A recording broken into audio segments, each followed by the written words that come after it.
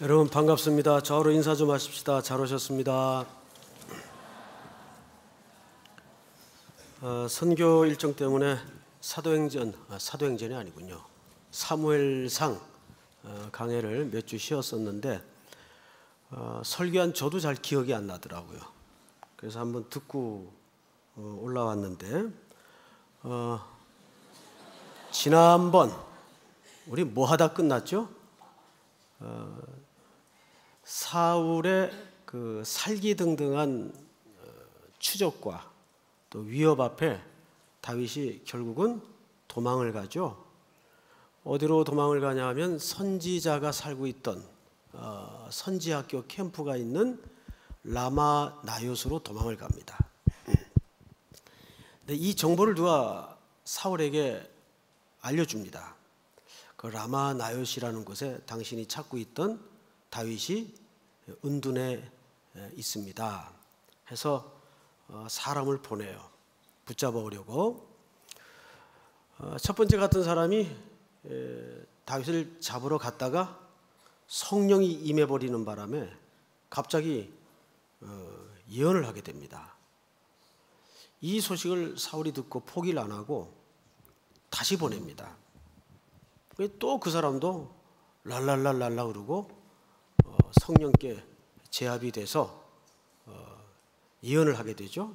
세 번째까지 연거푸 이런 초자연적인 하나님의 간섭과 보호 아래 다윗을 철저하게 감추십니다. 이거를 사울이 듣고 그래? 그러면 이번엔 내가 직접 간다. 그래가지고 자기가 직접 가요. 직접 가서 자기는 될 줄 알았는데 자기마저도 성령에 붙들려서 예언을 하고 벌거벗고 한나절 동안 있는 추태를 드러냅니다. 그만큼 다윗을 하나님께서 철저하게 보호하시고 그를 감추시고 간섭하셨어요. 우리 19장을 한번 볼까요? 끝부분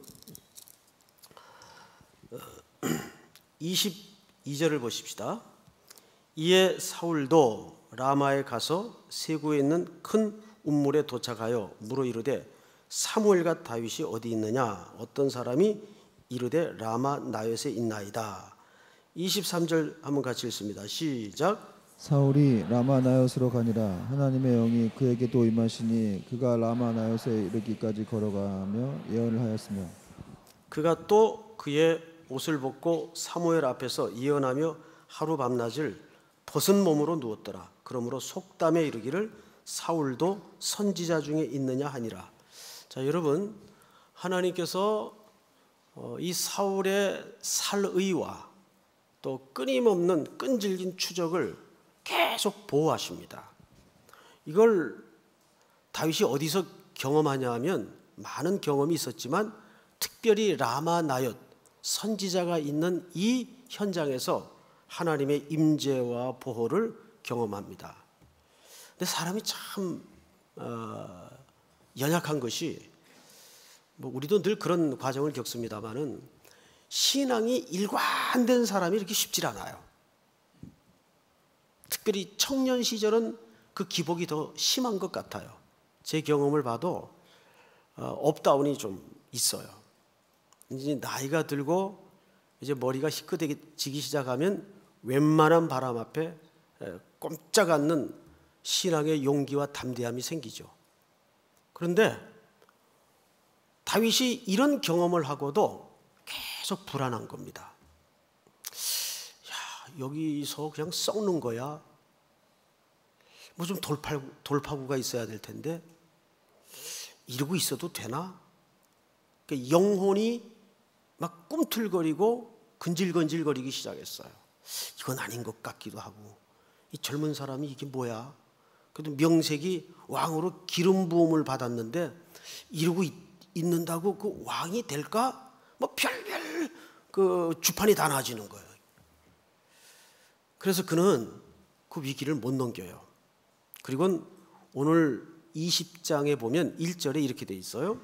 다윗이 라마 나요스에서 도망하여. 우리말 성경이 참 번역을 잘했어요. 다른 성경은 라마 나요셋에서 떠나 이렇게 번역을 한 데가 있습니다. 근데 우리말 성경은 도망하여라고 번역을 했어요. 정확하게 원문은 도망하여입니다. 거기서 막 견디질 못해가지고 라마 나요스를 떠난 겁니다. 그 말은 거기에 가장 인생의 멘토요 영적인 지도자가 있는 선지자를 떠났다는 얘기가 됩니다. 거길 떠나서 누구를 찾아가냐 하면 도망하여 요나단에게 이르되, 누굴 찾았어요? 친구를 찾아가요. 여러분, 요나단은 누구 아들입니까? 사울의 아들이에요. 자, 사람이 그래요. 아마 이런 계산이 있었던 것 같아요. 그래도 명색이 내가 사울의 가장 사랑하는 아들의 절친인데 내가 이러고 있는다고 이 위기가 없어지는 것도 아니고 단판을 좀 지어야 되겠다. 친구한테 가자. 그래도 그 아버지의 속내를 가장 잘 알 거 아니겠는가. 정말 나를 어떻게 하려고 그렇게 위협을 하며 쫓아다니는가. 그 진의를 좀 알아보고 단판을 짓든지 해결과 방법을 내든지 해야 되겠다. 사람은 가장 못하는 게 뭐냐 하면 가만히 엎드려 하나님의 시간과 하나님의 방법을 기다리는 걸 가장 못합니다. 근데 이 훈련이 제일 어려워요, 사실은. 그러니까 안 보이는 하나님보다는 보이는 실체에 더 의지가 되고 확실한 것 같고 그게 방법인 것 같은 유혹이 계속 와요. 어쨌든 왕아들 아니에요. 이 친구한테 가면 무슨 방법이 있겠지. 이러고 라마 나옅을 떠나서 요나단을 찾아가는 겁니다. 우리 지난 시간에 요나단과 다윗의 우정을 우리가 영적인 시각에서 볼 때 썩 바람직한 그 추천할 만한 우정은 아니라는 것을 우리가 봤어요. 그래서 오늘은 다윗의 시각에서 그리고 요나단의 시각에서 그리고 오늘 여기 등장하는 사울은 도대체 뭐냐, 한 세 가지 입장에서 오늘 스토리를 풀어 나가도록 하겠습니다. 20장 내용이 얼핏 보면 이게 무슨 얘기인지 잘 이해가 선뜻 안 오도록 되어 있습니다. 그래서 여러분들이 오늘 조금 성령께 의지해서 말씀을 듣는 가운데 은혜와 지혜를 달라고 사모하면서 들으시기를 바랍니다. 자, 이렇게 요나단을 찾아갑니다. 뭔가 요나단에게 가면 답이 있을 것 같고 방법이 생길 줄 알았어요. 그래서 하나님은 이 다윗을 왕으로 기름 부어서 제일 먼저 사실 훈련시키고자 했던 것이 뭐냐면 하나님의 시간과 하나님의 방법을 기다리게 하는 훈련을 시키고자 했어요. 그래서 라마 나옅의 말씀의 사람 곁에서 가만히 하나님의 시간을 기다리고 엎드려 있어야 옳았는데 그 사이를 견디질 못합니다. 계속 머리 한가운데에는 오만 계산과 우리말로 통밥이라 그러죠. 자꾸 이름은 이렇게 될까? 만약에 이렇게 되면 이쪽은 어떻게 되나? 뭐 별별 생각이 자꾸 다 일어나는 거예요. 그래서 견딜 수가 없는 거예요. 야, 이러다 내가 미치겠다. 여기 있는 게 능사가 아니야. 뭐라도 그래도 움직이라도 봐야 될 거 아니야. 여기서 이 꼴짜기에서 허송세월하는 거 아니야? 아무것도 안 보이니까 깜깜하고 하늘도 닫힌 것 같고 땅은 꺼져 내리는 것 같고 벽은 가로막히고 사방에 아무것도 안 보일 때 우리는 가만히 있질 못해요. 그래서 뭔가 내가 좀 움직거려야 답이 나올 것 같고 확실할 것 같고 안전할 것 같고 이런 생각이 자꾸 우리 영혼을 쑤시고 들어와요. 결국은 그곳을 떠나서 도망해서 요나단을 찾아가는 거예요.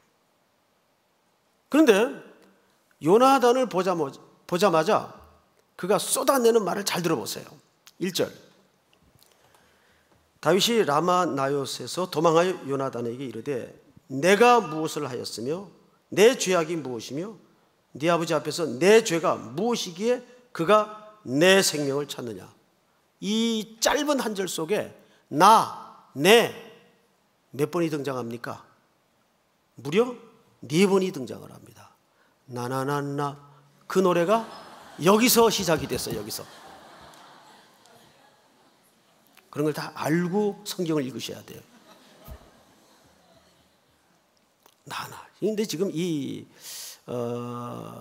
다윗의 말투를 보면 확실히 맛이 갔어요.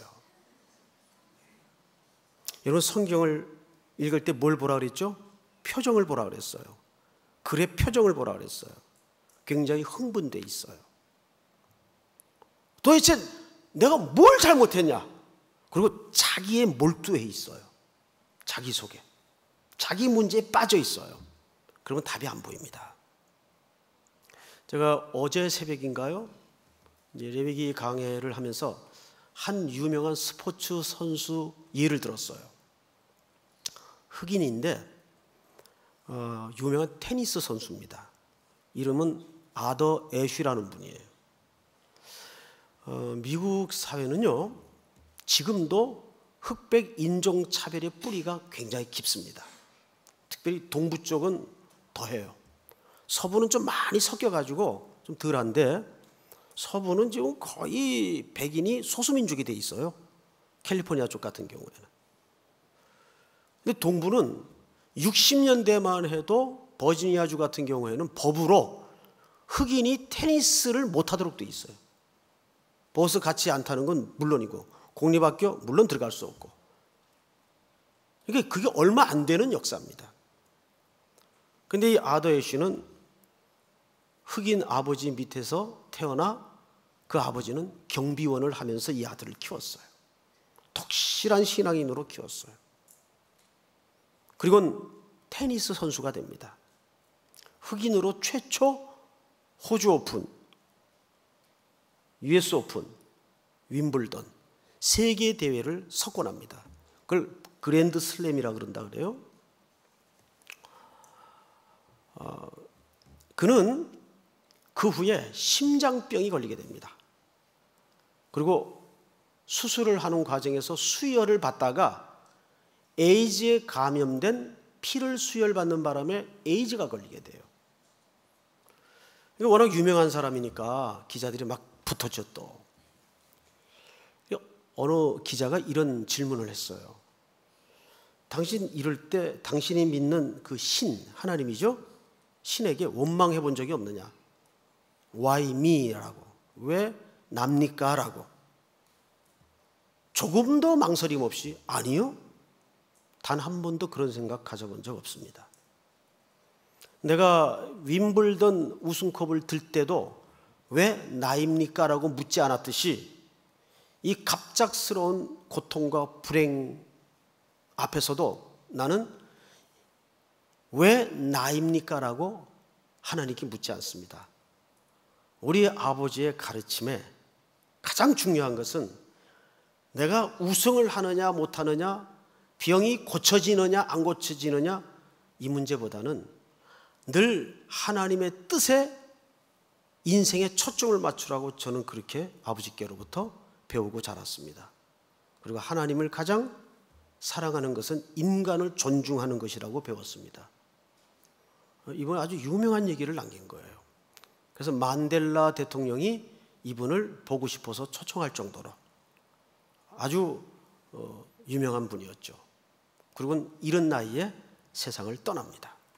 그분이 쓴 책도 자서전이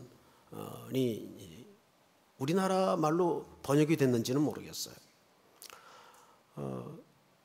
항상 사람이 영적인 위기에 빠지게 되면 자기 문제에만 몰두를 하게 됩니다. 사람을 만나도 뭐 상대방 좀 사는 형편이 어떤지 물어보기도 하고 그래야 될 텐데 계속 나는 여기도 아프고 여기도 아프고 여기도 아프고 자기 말만 하는 거예요. 이게 문제가 있는 거예요. 지금 다윗 보세요. 흥분돼 있어요.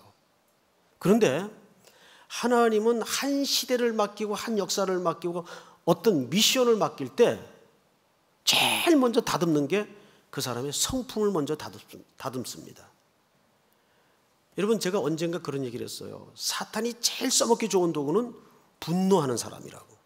분노라는 통로를 통해서 항상 시험이 들어오고 마귀가 장난을 해요. 지금 다윗은 영적으로 이미 망가져 있어요.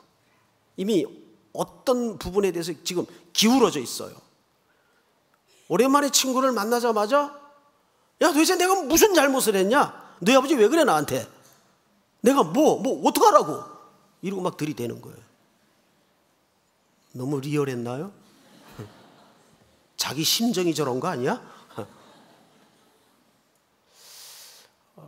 그래서 항상 우리가 하나님 앞에 쓰임받을 때 하나님은 이 사람의 뿌리 뽑아내야 될 것이 무언가를 정확히 아시고 라마 나요스에다가 밀어놓고 하나님의 시간과 하나님의 방법과 하나님의 때를 기다리도록 했는데 못 참고 뛰쳐나온 거예요.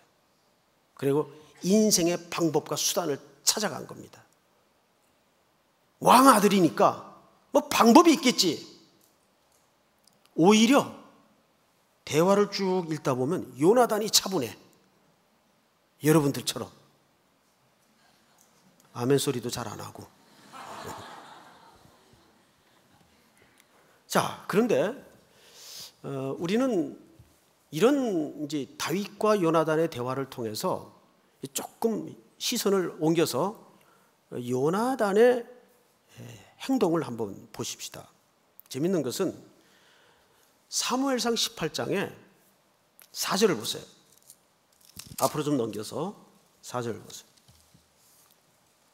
4절을 한번 같이 읽어볼까요? 전체가 같이 읽습니다. 시작.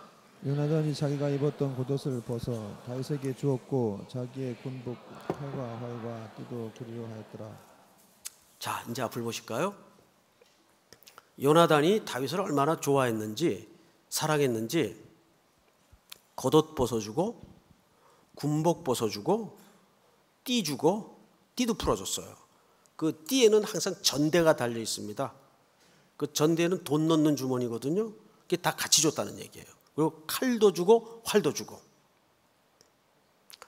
그런데 마지막 하나 안 준 게 있어요. 그건 줬다는 대목이 없어요. 뭘 안 줬을까요?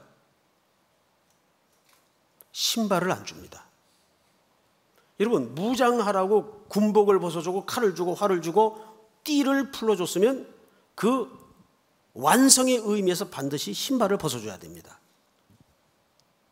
그래서 히브리인들은 복장의 마무리가 신발이에요. 왜냐하면 신발은 신분을, 삶의 내용을 압축적으로 상징하는 것이기 때문에. 그래서 누가복음 15장에 보면 탕자 거짓골로 돌아온 아들에게 제일 먼저 뭘 신겨요? 신발을 신겨요. 신발은 그 사람의 신분이에요. 너는 내 아들로 회복이 되었다, 그 뜻 아니에요. 또 서로 히브리인들끼리는 거래를 하다가 이 거래가 완성이 되었습니다 표시로 신발을 벗어서 줘요. 근데 정확하게 요나단은 다 벗어주는데 신발을 안 벗어줘요. 이게 무슨 얘기입니까? 두 사람 길은 달랐다는 얘기예요. 요나단은 그렇게 다윗을 사랑하고 좋아하는 것 같았는데도 다윗 쪽을 안 따라가요. 다시 사울의 집으로 들어갑니다. 여러분, 성경신학 관점이나 또는 구속사적인 관점에서 성경 전체의 사울의 집과 다윗의 집은 중요한 영적인 암시가 담겨져 있어요. 다윗의 집을 통해서 누가 오시도록 되어 있어요? 그리스도입니다. 그래서 사울의 집은 늘 다윗의 집과 대척점에 서 있어요. 여러분, 26장 마지막 절을 한번 볼까요? 26장 마지막 절 보세요. 사울이 다윗에게 이르되 내 아들 다윗아 네게 복이 있을지로다. 내가 큰일을 행하겠고 반드시 승리를 얻으리라 하니라. 다윗은 자기의 길로 가고 사울은 자기의 곳으로 돌아가니라. 이 두 집안은 절대 함께 할 수 없는 집안이에요. 그래서 다윗은 자기의 길로 가고 사울은 자기의 곳으로 돌아갔다라고 돼 있어요. 자기의 곳은 어딜까요? 사울의 궁궐을 얘기합니다. 근데 그렇게 만날 때마다 애정을 표시하고 의리를 표시하지만 다윗은 결국은 아버지의 식탁으로 다시 돌아가요. 그리고 이 두 사람은 이 책이 끝날 마지막 장에 기브아 전투에서 한날 한시에 한 현장에서 죽임을 당하는 것으로 끝이 나요. 마치 베드로가 주는 그리스도시요 살아계신 하나님의 아들입니다, 뭐 더 이상 완벽할 수 없는 신앙 고백을 했어요. 그런데 바로 이어서 육신의 생각을 하죠. 그 예수님이 준엄하게 뭐라고 꾸짖습니까? 사단아, 내 뒤로 물러가라. 내가 나를 넘어뜨리는 자로다. 그리고 꾸짖습니다. 그 베드로가 나중에는 어떻게 됩니까? 결국은 예수님을 멀찍이 쫓아다니다가 어린 여자아이 앞에서 모른다 3번 완전하게 부정하고 부인합니다. 이런 요소가, 요나단 같은 요소가 우리 신앙 내용 속에 아주 교묘하게 감춰져 있어요. 우리 주님 다 사랑한다 그래요. 주님과 함께 충성한다 그래요. 아골골짝 빈들에도 어디든지 가오리라 그래요. 근데 마지막 신발은 안 벗어줘요. 이게 아주 중요한 문제입니다. 그러니까 다윗과 요나단의 관계를 그런 많은 강해자들의 주장처럼 아름다운 우정으로만 이해해서는 안 됩니다. 여기에는 교묘한 영적인 원리로 기준할 때는 전혀 다른 두 얼굴이 있다는 것을 여러분들이 눈치채야 됩니다. 그것이 또한 우리 신앙의 내용 속에 은근히 파고 들어온 하나의 그림이기도 합니다. 그래서 교회에서는 가장 중요한 게 뭐냐면 좋은 게 좋은 거다가 중요한 게 아니에요. 거긴 질서와 원리가 기초돼야 돼요. 그 다음에 사랑이고 그 다음에 은혜입니다. 제가 이런 비유를 여러분들에게 말씀드린 기억이 나요. 소말리아 해적끼리 서로 돕고 살아요. 우정입니다. 의리입니다. 근데 국가라는 기준에서 볼 때는 그 범죄 행위죠. 그렇습니까? 안 그렇습니까? 맞습니다. 이런 교묘한 도덕적 윤리적 속임수가 기독교라는 진리 안에 비슷한 모습으로 들어와서 우리를 헷갈리게 할 때가 많아요. 그래서 우리는 때를 얻든지 못 얻든지 진리의 말씀에 서서 그걸 잘 분별할 줄 아는 눈과 관점을 가져야 됩니다. 이게 아주 교묘한 거예요. 자, 그러면 이제 오늘 본문으로 다시 가서 보십시다. 20장 4절 우리 전체 한번 같이 읽어보십시다. 시작. 요나단이 다윗에게 이르되 내 마음의 소원이 무엇이든지 내가 너를 위하여 그것을 이루리라. 예, 지금 다윗의 그 걱정과 염려와 근심의 핵심은 뭐냐면 생명에 대한 두려움이에요. 그래서 그는 놀라운 얘기를 하나 합니다. 3절 제가 읽겠습니다. 그 바로 위에 보면 다윗이 또 맹세하여 이르되 내가 네게 은혜 받은 줄을 네 아버지께서 밝히 알고 스스로 이르기를 요나단이 슬퍼할까 두려운즉 그에게 이것을 알리지 아니하리라 함이니라. 그러나 진실로 여호와의 살아계심과 네 생명을 두고 맹세하노니 나와 죽음의 사이는 몇 걸음. 예, 이것이 다윗의 현실 인식입니다. 다윗은 지금 앞에 죽음의 그림자가 왔다 갔다 하는 걸 보고 있는 거예요. 그렇게 하나님의 은혜를 경험했으면서도 불구하고 지금 그를 짓누르는 공포, 두려움, 어떤 생명에 대한 위험을 느끼고 있었어요. 사울이라는 존재 때문에. 그래서 다윗이 요나단을 찾아와가지고 지금 하는 말이 무슨 얘기냐면 야, 너하고 나하고 친한 거 아니까 너희 아버지가 아들 너한테 너 마음 상할까 봐 나 죽이려는 의도를 숨기고 있는 거 아니냐, 이렇게 지금 따지는 거예요. 자, 이 한마디 속에 이미 다윗은 지금 이 방법과 도움을 누구에게 지금 전적으로 의지하고 싶은 겁니까? 요나단에게.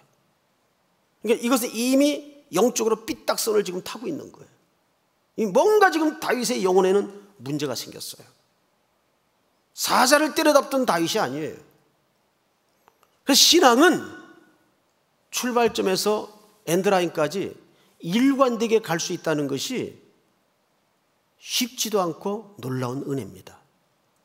그래서 끝까지 충성하는 게 정말 쉽지 않아요. 그건 자기가 의지로 약속하고 노력하고 한다고 되는 문제가 아니에요. 하나님께서 순간순간마다 은혜로 붙들어야 가능한 일입니다.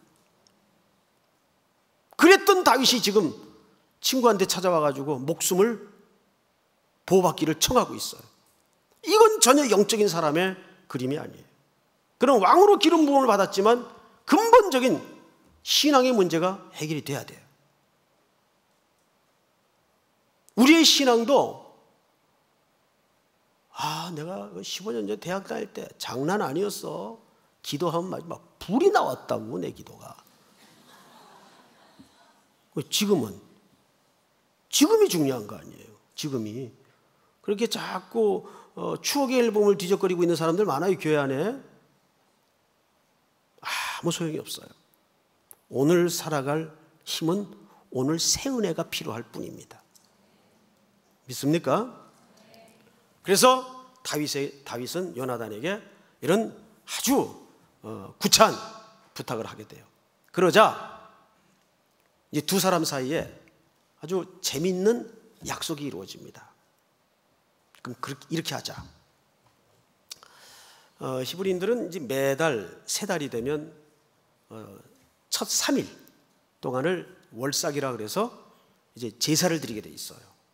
그리고 왕이 그 3일 동안 식구들이나 중요한 사람들을 자기 식탁에 앉혀서 이제 국가의 일들도 물어보고 이제 대화하면서 밥을 먹는 시간이에요.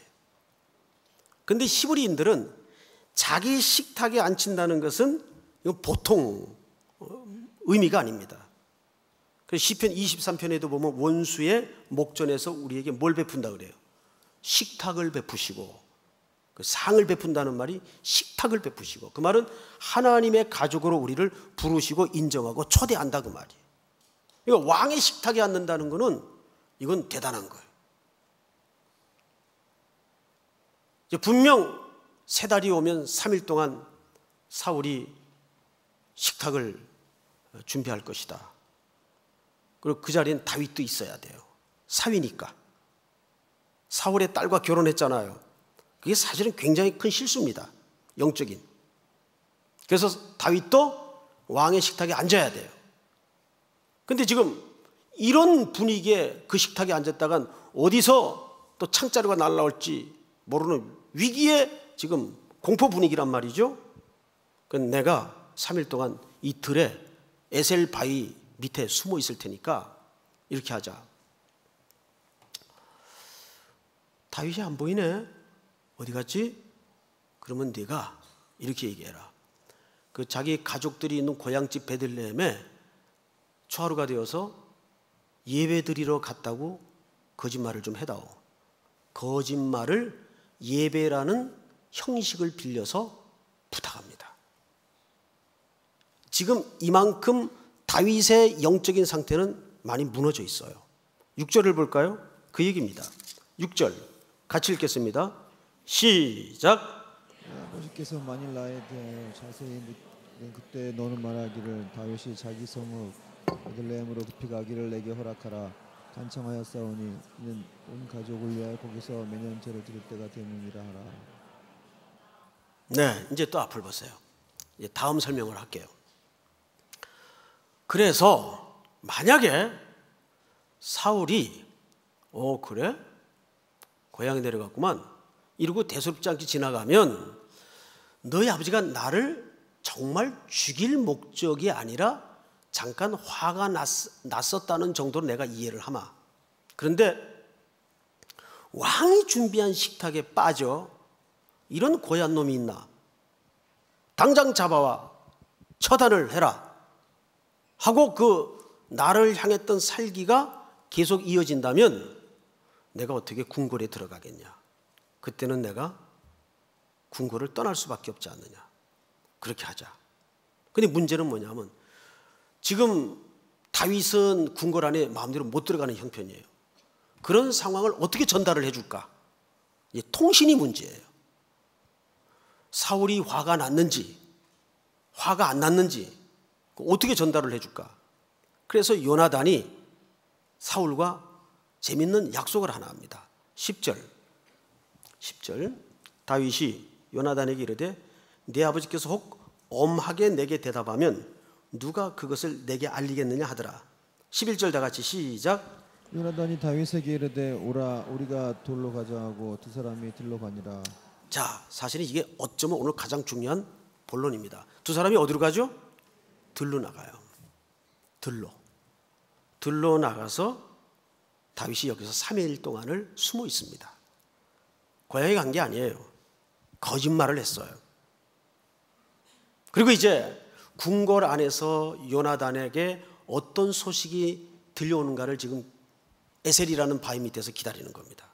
근데 어떤 사인을 서로 나누어 가졌는가 하면, 만약에 우리 아버지가 이놈 잡아와라 그러면은 내가 화살을 네가 숨어 있는 바위 훨씬 너머로 쏘아서 저쪽에 있게 할게. 그러면 우리 아버지가 되게 화가 났다는 의미인 줄 알고 너는 내 길을 가라. 근데 만약에 네가 오해를 했고 우리 아버지가 그렇게 뭐 너에 대해서 살기가 있거나 화가 난 게 아니라고 생각이 되면 내가 화를 네 훨씬 못 미쳐 쏠게. 그럼 내가 심부름하는 아이한테 저 화살 좀 도로 집어가지고 와라 그러면 너는 다시 궁궐로 들어오면 된다.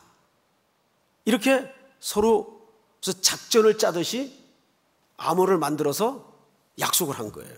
무슨 말인지 이해하겠죠? 네. 이렇게 쉽게 얘기하는데 못 알아들으면 제 책임이 아니에요. 네. 그러니까 지금 이렇게 바위에 숨어 있어요. 지금 다윗은 그것도 들에서 3일 동안이나. 저쪽에서 요나단이 아버지가 화가 났다 그러면 너 죽이려고 그런다고 그 본심을 알게 되면 활을 쏴서 이 너머로 떨어뜨리게 만들겠다 그 말이에요. 그러면 화살 있는 방향으로 다윗은 자기 길을 가야 돼요. 그런데 이 앞쪽에다 떨어뜨리면 소년 보고 내가 저 화살 좀 도로 집어와라 심부름을 시킬게. 그러면 궁궐로 돌아와도 된다라는 사인으로 알고 넌 돌아오면 된다. 3일 동안 기다리는 거예요. 이게 중요한 인생의 경계점입니다.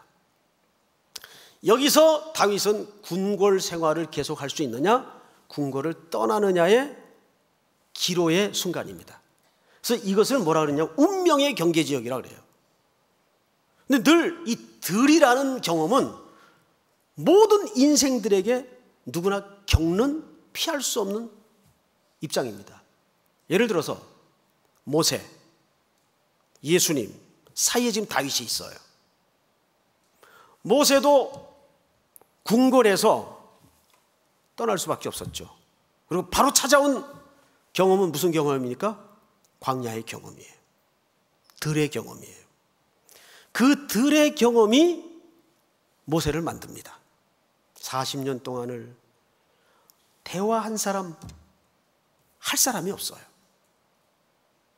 고국어까지 더듬거릴 정도로 말을 어눌게 만들고 잊어버렸던 참 기가 막힌 40년이었어요. 말이 40년이지. 어떻게 지냈을까를 한번 그 미디안 벌판에서 들에서 어떻게 지냈을까를 한번 생각해 보세요. 깝깝한 정도가 아니죠. 그리고는 그가 다 무기력해지고 힘 빠졌다고 생각했을 때 하나님께서 그를 역사 속에 콜링하시지 않습니까? 누구나 이 광야의 시간이 있어요. 아마 우리 청년들 가운데도 지금 답답한 사람들이 있을 거예요. 뭐 하나 제대로 지금 뭐 뚜렷한 게 없는, 갈 땐 교회밖에 없는 그런 청년들.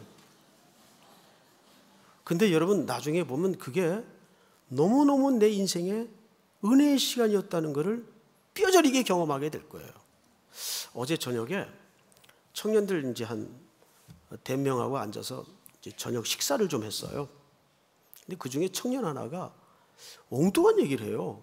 목사님 우리 교회 오시고 나서 우리 교회 청년들 갑자기 폭풍 러쉬로 시집장가들 지금 막 열심히 간대요. 오, 그 좋은 일이네. 근데 그게 웬일이래? 예, 목사님 모시고 나서 자매들이 눈이 많이 낮아졌어요 그러더라고요. 이게 뭔 소리야 도대체? 어? 사실입니까? 아니에요. 어쨌거나 뭐 그래서라도 시집을 장가를 갈 수 있다면야 뭐 저는 해피합니다. 근데 이게 지금까지도 해석이 잘 안 돼요. 이게 뭔 소리일까? 내가 오고 나서 자매들이 눈이 많이 낮아졌다. 참 오묘한 이야기다. 그래서 어제도 들어가서 집사람하고 대화도 안 하고 소파에 앉아가지고 이게 무슨 소리일까? 지금 무슨 얘기를 하다 지금 이렇게 결국 두 사람은 약조 끝에 화살은 다윗의 머리를 지나서 날아가게 됩니다. 그리고 두 사람은 뜨거운 안녕을 나누고 헤어지죠. 자, 잘 보세요. 이후로 다윗은 사울의 왕궁의 모든 혜택을 못 누리게 됩니다. 왕궁 생활이 끝난 거예요. 그리고 그는 처절하게 들판에 내몰려서 별짓까지 다 하게 돼요. 어느 자리까지 가게 되는가를 한번 볼까요? 여러분 21장 끝부분을 보세요.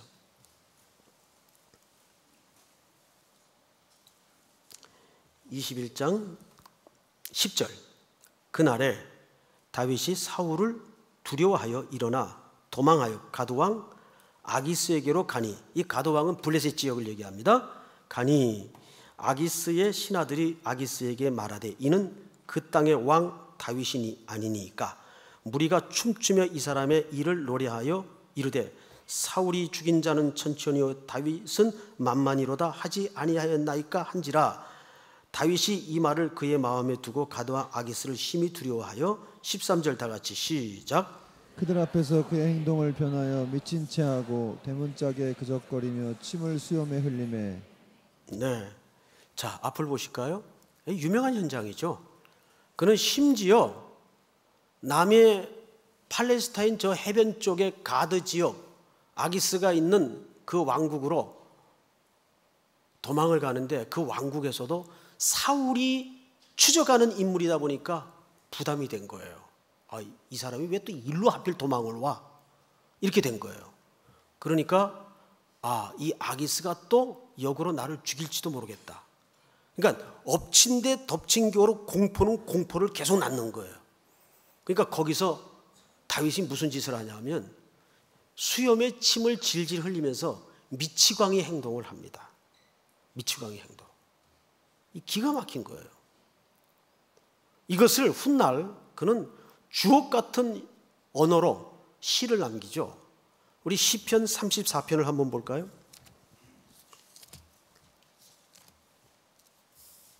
34편 보면 시 내용으로 들어가기 전에 그 앞에 제목이 있어요. 그죠? 다윗이 아비멜렉 앞에서 미친 채 하다가 쫓겨나서 지은 시 이렇게 돼 있어요. 아까 성경에는 가드왕 아기스라고 돼 있죠. 근데 여기 아비멜렉이라고 돼 있어요. 그래서 이게 오역이냐 오류냐 사본을 베껴 쓰다가 잘못 베껴 쓴 거냐 학자들마다 견해가 분분한데 보편적인 견해는 왕을 우리는 보통 대통령 그러죠. 대통령, 왕 그런 보통 통칭이듯이 바로 하면 그게 이름이 아니란 말이에요. 직함을 얘기하는 거지. 그러니까 이 당시에 왕의 보편적 직함이 아비멜렉이었어요. 하나님은 나의 왕이시다. 신은 나의 왕이시다. 이런 의미를 가진 하나의 보통 통칭이었어요. 그러니까 이 사건은 정확하게 사무엘상 21장의 그 가드왕 아기스 앞에서 미친 척하다가 쫓겨나서 지은 시를 얘기합니다. 이 시를 가만히 이제 우리가 읽다 보면 이렇게 돼 있어요. 내가 여호와를 항상 송축하며 내 입술로 항상 주를 찬양하리이다. 내 영혼이 여호와를 자랑하리니 공고한 자들이 이를 듣고 기뻐하리로다. 나와 함께 여호와를 광대하시다 하며 함께 그의 이름을 높이세. 내가 여호와께 간구하며 내게 응답하시고 내 모든 두려움에서 나를 건지셨도다. 그들이 주를 앙망하고 광채를 내었으니 그들의 얼굴은 부끄럽지 아니하리로다. 이 공고한 자가 부르짖음에 여호와께서 들으시고 그의 모든 환난에서 구원하셨도다. 여호와의 천사가 주를 경외하는 자를 둘러 진치고 그들을 건지셨도다. 8절 시작. 너희는 여호와의 선하심을 맛보아할지어다. 그에게 피하는 자는 복이 있도다. 네, 여러분 이제 앞을 보십시오. 너희는 여호와의 선하심을 맛보아할지어다. 그에게 피하는 자는 복되도다. 이거 그냥 한순간에 척 가질 수 있었던 수준이었나요? 아니에요. 쫓겨다니면서 뒹굴고 들판의 경험과 실패의 뼈저린 공고함을 통해서 결국 하나님께 피하는 게 가장 안전한 것이구나. 이것을 후손들에게 이런 영롱한 시어로 남겨놓은 거예요. 그러니까 이것은 아파본 사람이, 넘어진 사람이, 실패해본 사람이 쓸 수 있는 간증이에요. 믿습니까? 여호와께 피하는 것이 가장 안전한 것이구나. 할렐루야. 오늘 우리 성도들과 청년들이 어떤 경황 앞에 이 자리에 와 앉았는지 저는 세밀히 세세히 알 수 없으나 오늘도 다윗이 라마 나요스에 있다가 뜬금없이 하나님의 시간을 기다리지 못하고 요나단을 찾았던 그 행로를 추적하면서 얼마든지 우리에게도 그런 일들이 벌어질 수 있다는 것을 조심하여 붙들고 오늘도 이 말씀이 여러분 또 한 주를 견뎌내는데 소중한 원리, 적용의 말씀이 되어서 여러분들 가는 길에 여호와께 피하는 것이 가장 안전한 곳임을 확인하고 고백할 수 있는 승리의 한 주간이 될 수 있기를 축복합니다. 우리 다 일어나십시다. 우리 384장 나의 갈 길 다가도록 우리 부모 세대들이 힘들고 외롭고 어려울 때 가장 많이 불렀던 찬송인데 우리 가사를 좀 띄워주시겠습니까?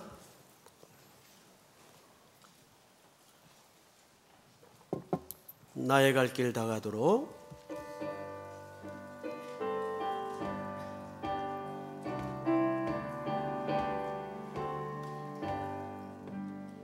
나의 갈 길 다가도록 예수 인도하시니 내 주 안에 있는 그 어찌 말이요 믿음으로 사는 자를 하늘 위로 받겠네. 무슨 일을 만나든지 만사형통하리라. 무슨 일을 만나든지 만사형통하리라. 나의 갈 길 다가도록 예수 인도하시니 어려운 일 당할 때도 족한 은혜 주시네. 나는 심히 고단하고 영혼 매우 가라나 나의 앞에 반석에서 샘물 나게 하시네. 나의 앞에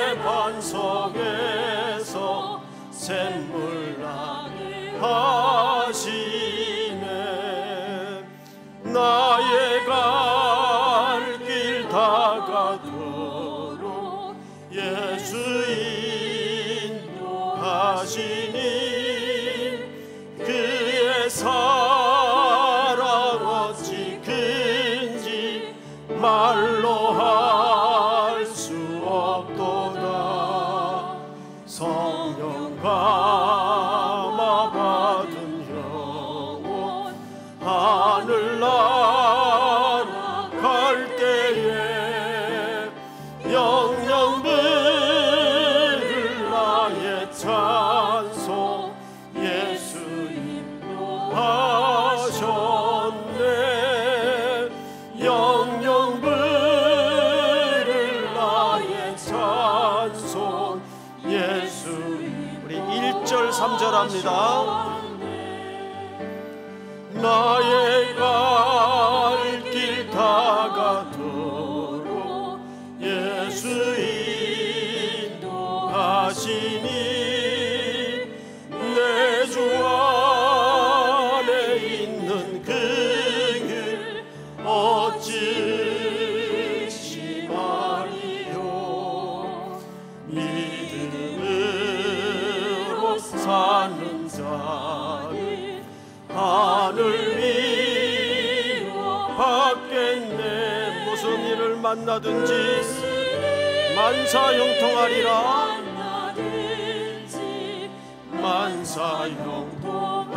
만사형통하리. 3절 무슨 일을 만나든지